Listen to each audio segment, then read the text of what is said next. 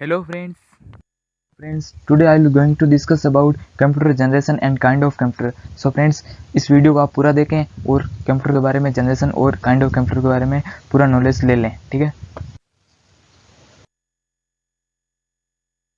तो अब स्टार्ट करते हैं अपना फर्स्ट जनरेशन से, यानी कि कंप्यूटर के जनरेशन कैसे कैसे अपने सामने आई उसके बारे में जानते हैं, ठीक है। तो पहले अपने सर्वप्रथम अपने पास आया था अबेकस, जो नॉन इलेक्ट्रॉनिक था। उसके बाद आया पास्कल आया था, और उस पास्कल के बाद में क्या आया था, एनईएक आया था, यानी कि electronic numerical integrated and computer, ठीक है। ये 1946 के अंदर आया था, 1956 के अंदर आया था। ये फर्स्ट इलेक्ट्रॉनिक कंपोनेंट था, यानी कि ये दोनों थे ना, ये पहले वाले ये इलेक्ट्रॉनिक से नहीं चलते थे और ये वाला इलेक्ट्रॉनिक से चलता था। ये अबेकस था, ये तो ऐसे बिंदियों से इस प्रकार इसकी काउंटिंग होती थी, और इसके अंदर भी कुछ इस प्रकार का था, बल्कि ये तो इलेक्ट्रॉनिक था, ठीक है। तो फ्रेंड्स, इस प्रकार अपने कंप्यूटर की शुरुआत हुई। जनरेशन जो 1942 से 1955 के अप्रोक्सीमेट चलती है, ये कभी फिक्स नहीं होती है, ठीक है। कंप्यूटर की जनरेशन कभी कहीं आपको कहीं और मिलेगी, यहाँ पर बिल्कुल ही अप्रोक्सीमेट बताई गई है, ठीक है। इस जनरेशन में कंप्यूटर मेमोरी और सर्किट निर्माण में वैक्यूम ट्यूब का प्रयोग होने लगा था, ठीक है। जो वैक्यूम ट्यूब थी, ये इलेक्ट्रॉन को कैथोड से एनोड तक वैक्यूम में गति कराती थी। अब इस जनरेशन के अंदर था क्या, इस जनरेशन कंप्यूटर के साइज के अंदर तो बहुत बड़े थे, और इलेक्ट्रिसिटी भी बहुत ज़्यादा रिक्वायर्ड करते थे, यानी कि बहुत ज़्यादा खपत करते थे इलेक्ट्रिसिटी की, ठीक है। अभी स्टोरेज क्या थी इस कंप्यूटर के पीडी में, स्टोरेज मतलब मेमोरी के लिए मैग्नेटिक ड्रम्स का उपयोग होने लगा था, ठीक है। किसका उपयोग होने लगा था, मेमोरी के लिए मैग्नेटिक ड्रम्स का, ठीक है। इस जनरेशन में कंप्यूटर में लो लेवल लैंग्वेज यानी कि बाइनरी भाषा 0 और 1 का उपयोग होता था। कहने का मतलब यह है कि अगर अपन को भी इसके अंदर मनोज नाम लिखना है कंप्यूटर के अंदर, तो भी हमें 11001 ऐसा कुछ लिखना पड़ता था। तो ये पहले था, अब नहीं होता, ठीक है। अब तो मनोज लिख लेता, फिर भी 001 का कंप्यूटर तो आज भी वही समझता है भाषा 01 बाइनरी लैंग्वेज। लेकिन अब हम हाई लेवल लैंग्वेज यूज करके इसके अंदर 001 एंटर करवा देते हैं, ये कंप्यूटर खुद कर लेता है। अपन तो बिल्कुल ही वैसे मनोज जो हम साधारण डालते हैं वैसा ही लिखते हैं। इस जनरेशन के अंदर कौन से कंप्यूटर आए थे, एक तो आया IBM 650 आया था, एनईएक आया था, ठीक है। ये सब इस जनरेशन के अंदर आए थे। देखते हैं सेकंड जनरेशन। सेकंड जनरेशन क्या थी, इसमें निर्वात वैक्यूम ट्यूब की जगह ट्रांजिस्टर का उपयोग होने लगा, जो कम इलेक्ट्रिसिटी कंज्यूम करते थे और सर्किट स्विच की तरह काम करते थे, और ये सर्किट में स्विच की तरह काम नहीं करते थे, यानी कि ये अपने ज़्यादा इलेक्ट्रॉन आने पर ये उड़ जाते थे, और ये कम आने पर ये ऑटोमेटिकली बंद हो जाते, यानी कि कंप्यूटर को नुकसान होना कम हो गया था। और साइज के अंदर भी इसका क्या था, कम था, यानी कि फर्स्ट जनरेशन की तुलना में सेकंड जनरेशन में साइज में थोड़ी सी कमी आई थी। इस जनरेशन कंप्यूटर में हाई लेवल लैंग्वेज उपयोग होना शुरू हुई, जैसे कि कोबाल हो गई, फोटोन हो गई। इसका पूर्णतः तो नहीं हुआ, लेकिन आंशिक रूप से इस जनरेशन के अंदर इसका शुरुआत हो गई थी, फोटोन और कोबाल की। इस जनरेशन के अंदर दो कंप्यूटर आए थे, एक तो आया था हैनीवेल 200 और IBM 1401। अब देखते हैं थर्ड जनरेशन, ये 1965 से 1974 के बीच आती थी। इसके अंदर क्या होता, वैक्यूम ट्यूब और इन दोनों का प्रयोग होना बंद हो गई, वैक्यूम ट्यूब और ट्रांजिस्टर का। इसमें आ गई थी IC, यानी कि इंटीग्रेटेड सर्किट चिप आ गई थी, ठीक है। अब IC का निर्माण किसने किया था भाई, ये बहुत इंपॉर्टेंट क्वेश्चन है। ये क्या था, जे किल्बी ने, ठीक है, ये याद रखना। अब IC करती क्या की थी, इसके जो कंप्यूटर के जितने कितने भी छोटे बड़े अपने पार्ट थे ना कंप्यूटर के, उनको IC पर एक ही जगह अपने लगा दिया जाता था, है ना, इंटीग्रेट कर दिया जाता, जिससे कि कंप्यूटर तेज गति से कार्य करना होता है। क्योंकि कंप्यूटर को एक जगह से दूसरी जाने में, एक जगह से दूसरी जगह सूचनाओं को भेजने के लिए थोड़ा टाइम लगता था, जो एक ही जगह होने लग गई थी, इसकी वजह से कंप्यूटर में थोड़ी बहुत तेजी आ गई थी। अब सेकंड जनरेशन के अंदर भी हाई लेवल लैंग्वेज यूज होने लगी थी, लेकिन ये वहाँ पर तो आंशिक थी, यहाँ पर पूर्णतः हो गई थी। जैसे हो गई थी फोटोन 2, फोटोन 3, फोटोन 4, पास्कल, ये सब इसके अंदर यूज होने लगी थी, बिल्कुल ही एकदम, है ना, रेगुलर तौर पर, आंशिक ना कि आंशिक। अब थर्ड जनरेशन के अंदर और क्या हुआ था, एक तो रैम का यूज होना शुरू हुआ था। इस पीडी में टाइम शेयरिंग ऑपरेटिंग सिस्टम का भी विकास हुआ, और इस पीडी के दौरान पहला मिनी कंप्यूटर PDF-8 का विकास हुआ, ठीक है। यानी कि जैसे देख लो IBM। अब इस पीडी के एग्जाम्पल की बात करें तो वैसे बहुत सारे कंप्यूटर, लेकिन अब प्रमुख कंप्यूटर आता है IBM 360। अब अपने पास आती है फोर्थ जनरेशन, जो भी चल रही है, यानी कि अभी जो आप यूज करते हो कंप्यूटर वो फोर्थ जनरेशन का, ठीक है। ये आती है 1974 से 1999 तक, ठीक है। अब इस कंप्यूटर की जनरेशन के अंदर क्या हुआ था, LSI और VLSI चिप का विकास हुआ, और इनका यूज होना भी इसी जनरेशन के अंदर हो गया, जिससे कंप्यूटर के आकार में क्या आई थी, कमी आई थी, और क्षमता में बहुत ज़्यादा वृद्धि हो गई थी, क्योंकि बहुत ज़्यादा अब और क्या होता है, करोड़ों यानी कि कंपोनेंट VLSI और LSI चिप में लाखों कंपोनेंट को इंटीग्रेट किया जाता था एक ही जगह, ठीक है। वहाँ तो सैकड़ों थे थर्ड जनरेशन इसके अंदर लाखों हो गए, तो इसमें एक ही जगह सारा कार्य होने लगा था, जैसे कि ट्रांजिस्टर हो गया, कैपेसिटर हो गया, को इंटीग्रेट किया जाता था, ठीक है। यानी कि इनको अपने सर्किट चिप पर इंटीग्रेट किया जाता था। VLSI और LSI की आप यहाँ पर देख सकते हो full form, VLSI very large scale integration और LSI लार्ज स्केल इंटीग्रेशन। अब आपको पूछ ले पहली बार माइक्रो कंप्यूटर कब आया था, 4th जनरेशन के अंदर आया था, जिसका नाम क्या था, एयरटेल 8000।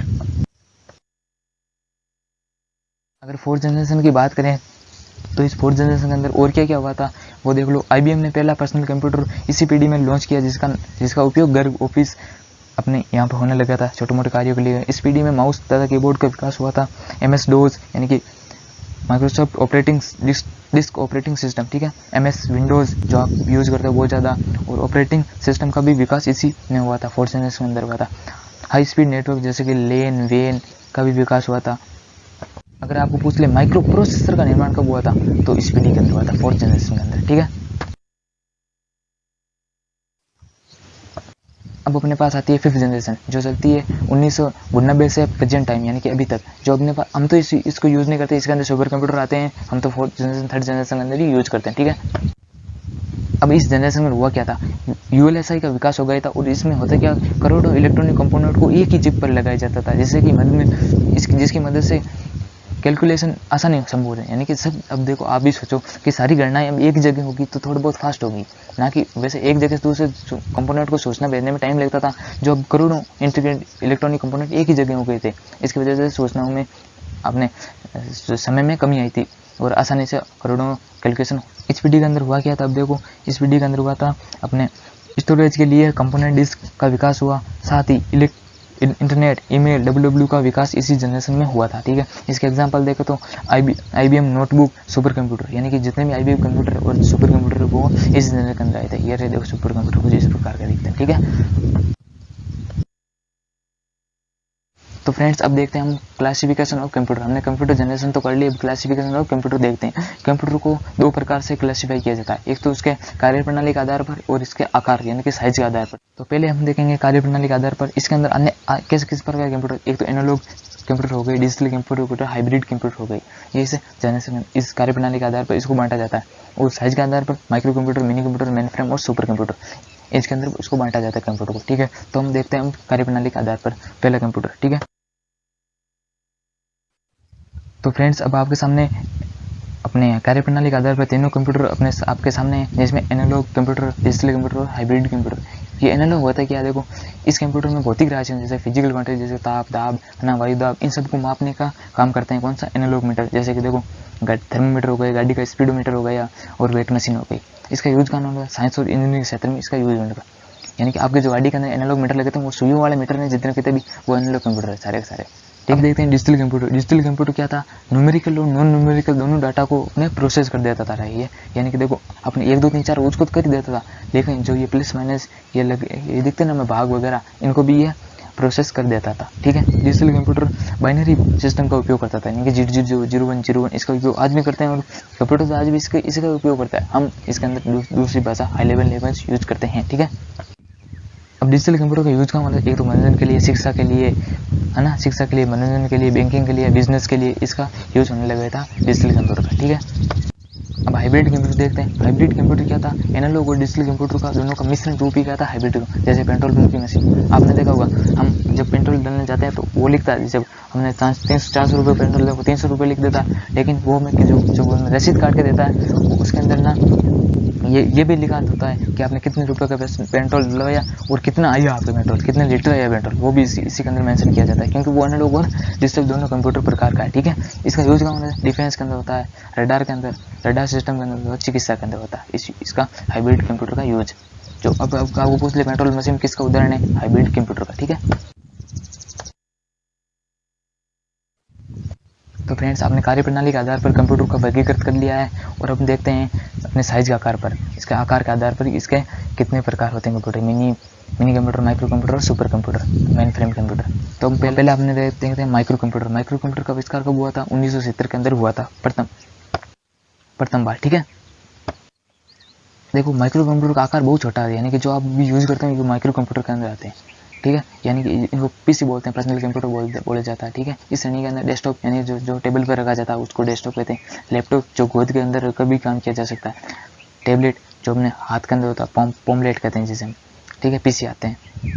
अब इनका यूज़ कहाँ होने लगा था, मनोरंजन के लिए, बिजनेस के लिए, ठीक है। एग्जाम्पल बोले तो इसको कॉम्पैक्ट हो गया, लेनोवो हो गया, HP ETC हो ना, IBM, बहुत सारे एग्जाम्पल है ऐसे माइक्रो कंप्यूटर का, ठीक है। इसमें अपने ध्यान देने वाली बात क्या है, भारत में पहला कंप्यूटर कौन था, माइक्रो कंप्यूटर कौन था, सिद्धार्थ, ठीक है। पैकमैन नामक कंप्यूटर खेल के क्षेत्र में निर्मित हुआ था, ठीक है। जो पैकमैन कंप्यूटर का निर्माण हुआ था वो किसके लिए हुआ था, खेल के क्षेत्र के लिए हुआ था, ये पूछा जा सकता है एग्जाम के अंदर, ठीक है।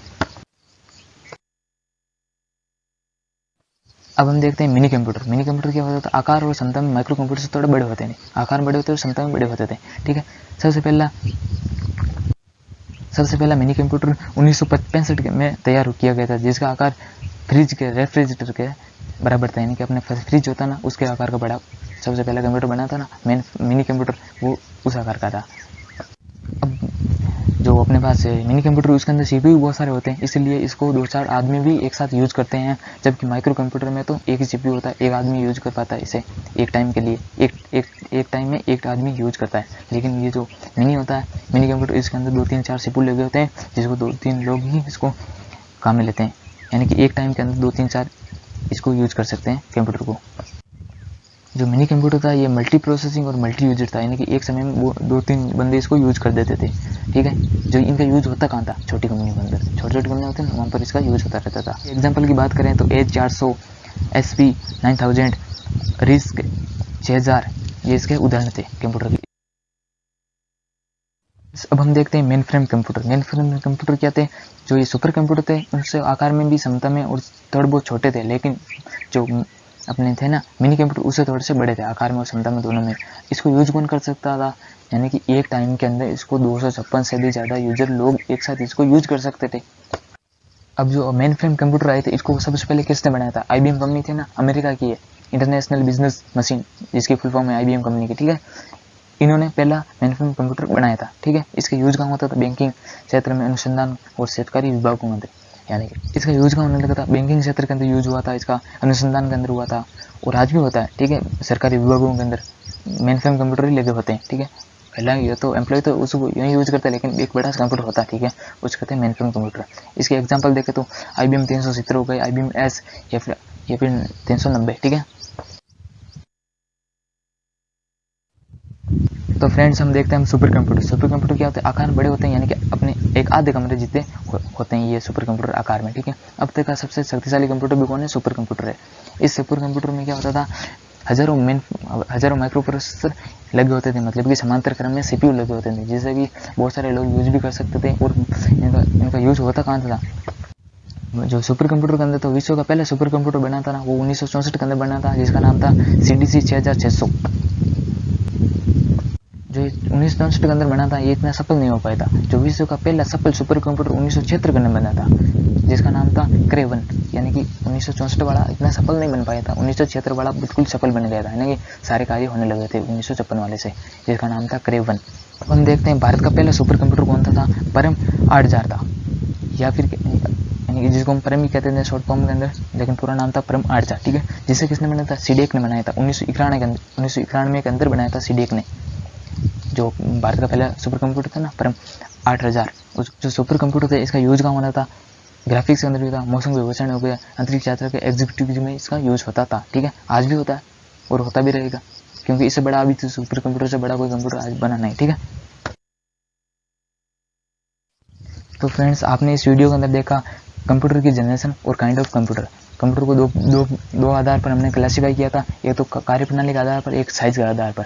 अगर आपको ये वीडियो अच्छी लगी हो तो प्लीज़ मेरे चैनल को लाइक करें, शेयर करें और सब्सक्राइब करें। Thank you so much.